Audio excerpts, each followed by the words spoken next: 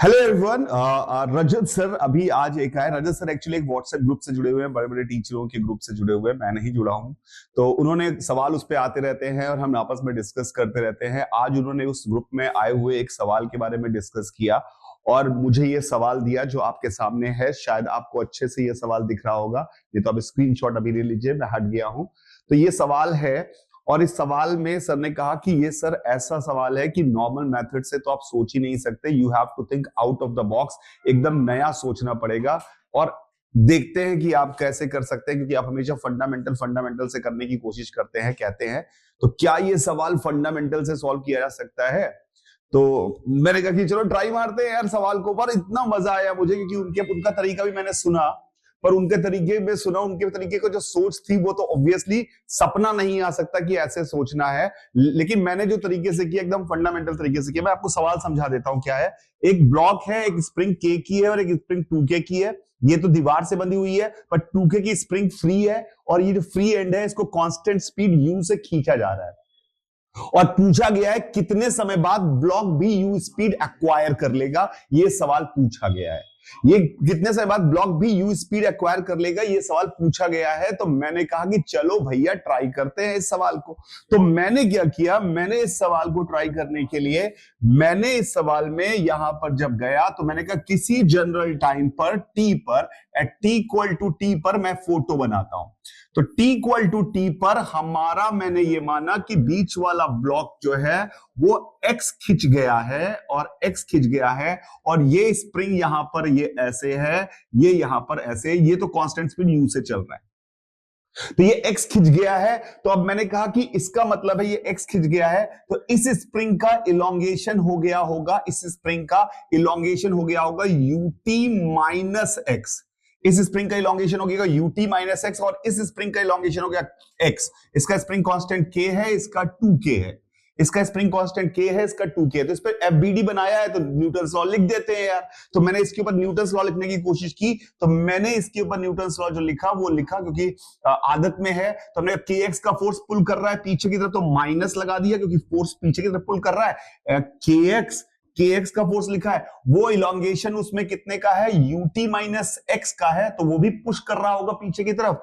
तो वो भी माइनस kx का एक फोर्स आ गया पहली बात, और उसका फोर्स जो है जब ये खिंची हुई है स्प्रिंग तो ये इसको पुश कर रही होगी पीछे की तरफ, तो उसका कितना फोर्स होगा, तो उसका फोर्स हमने लिख दिया -2K।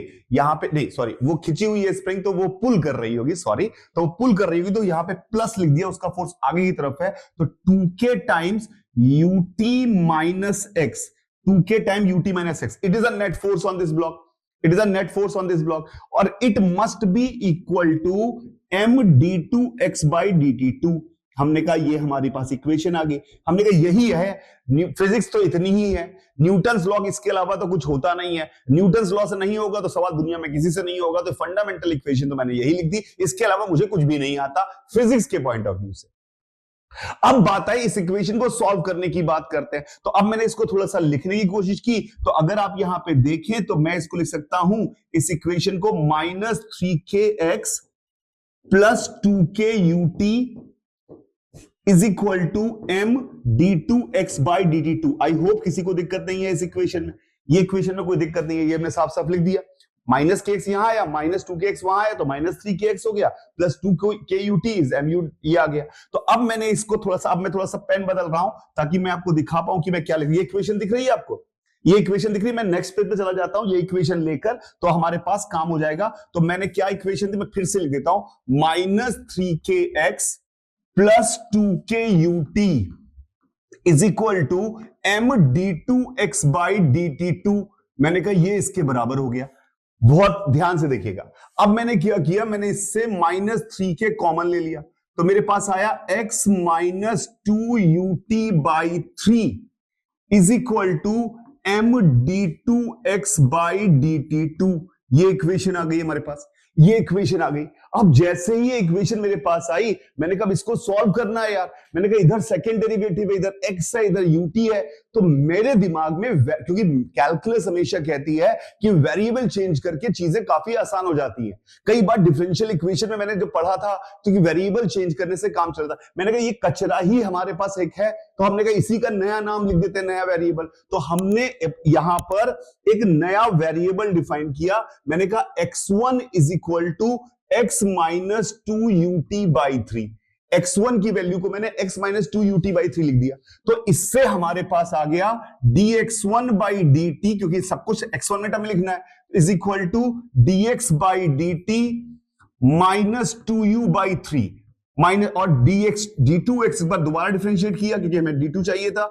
dt2 is equal to d2x/dt2, तो 2u/3 भी कांस्टेंट है। तो जैसे ही हमने यहां पे रिप्लेस किया तो हमारे पास आ गया minus 3kx1 is equal to m d2x1/dt2।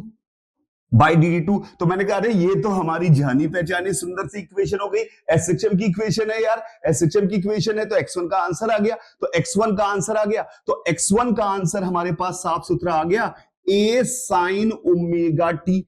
हमें पता है एसएचएम का आंसर आ गया, x1 का आंसर आ गया a sin ओमेगा टी। जैसे ही x1 का आंसर आया हमारे पास a sin ओमेगा टी हमारे पास आंसर आया, तो हमने कहा x1 तो हमारे पास x माइनस 2ut/3 था, तो हमारे पास आ गया x minus 2ut/3 is equal to a sin omega T. ये हमारे पास आ गया, ये हमारे पास आ गया। अब ये हमारे पास आ गया, तो इस हमें तो वेलोसिटी चाहिए, तो इसको डिफरेंशिएट कर देता हूं। तो dx/dt ही तो पार्टिकल की वेलोसिटी है, तो पार्टिकल की वेलोसिटी हमारे पास आ गई, पार्टिकल की वेलोसिटी बराबर 2u/3 plus a omega cos omega T. ये हमारे पास पार्टिकल की वेलोसिटी का फॉर्मूला मिल गया। जैसे ही पार्टिकल की वेलोसिटी का फॉर्मूला हमारे पास आ गया, हमने कंडीशन डालते हैं, at t equal to 0 particle की वेलोसिटी 0 थी, तो t इक्वल टू 0 पार्टिकल की वेलोसिटी 0 थी, तो t इक्वल टू 0 डालते ही पार्टिकल की वेलोसिटी 0 करा, तो हमारे पास a ओमेगा की वैल्यू माइनस 2u/3 आ गई। a ओमेगा की वैल्यू माइनस 2u/3 आ गई, क्योंकि वेलोसिटी पार्टिकल की 0 थी, तो हमने पास आंसर आ गया। तो इससे मेरे पास वेलोसिटी का फाइनल आंसर कहां लिखूं, इससे दिख रहा है क्या आपको, ये ओमेगा की जगह माइनस 2u/3 है, तो वेलोसिटी का फाइनल आंसर हमारे पास आ गया, मैं यहां लिख दे रहा हूं, वेलोसिटी का फाइनल आंसर आ गया v बराबर 2u/3 minus 2u/3 cos omega T.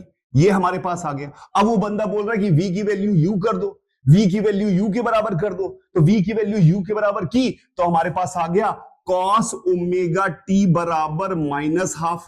Cos omega T की वैल्यू -12 आ गई, तो इसका मतलब ओमेगा टी की वैल्यू 2π/3 होगी, तो टी का आंसर आ गया हमारे पास 2π/3 इंटू 2π/3 ओमेगा। टी का आंसर आ गया 2π/3 ओमेगा। ओमेगा यहां से हमें साफ साफ दिख रहा है, √3k/m। तो हमारे सवाल का साफ सुथरा आंसर आ गया, टी बराबर 2π/3 अंडरवुड क्या था ओमेगा 3k/m थे, m/3k, और ये इस सवाल का आंसर हो गया। पता नहीं आपको कितना समझ में आया नहीं आया, पर बिलीव करिए इसका जो मार्केट में सॉल्यूशन है वो बहुत ही out of the box thought process का है, लेकिन फंडामेंटल से सारे सवाल किए जा सकते हैं, ये मेरा विश्वास हमेशा रहता है, और मैं हमेशा इस चीज को बताना चाहता हूं, क्योंकि अचानक से सपना, भाई टीचर ने आंसर बता दिया तो मैं समझ गया, पर सवाल हमेशा बच्चा ये पूछता कि मैं कैसे सोचूंगा कि ऐसे सोचना था, तो मैं कैसे सोचूंगा ऐसे सोचना था, यही तो डेवलप कराना है ना मुझे एज ए स्टूडेंट, कि वो कैसे सोचेगा। तो मैं हमेशा कहता हूं कि जो तेरे दिमाग में आए फंडामेंटली उसको सॉल्व कर, and you are going to get the answer. You can see the solution in market also, there are different kind of solutions of this particular question. Thank you very much, bye रहेगा सभी को, enjoy your life.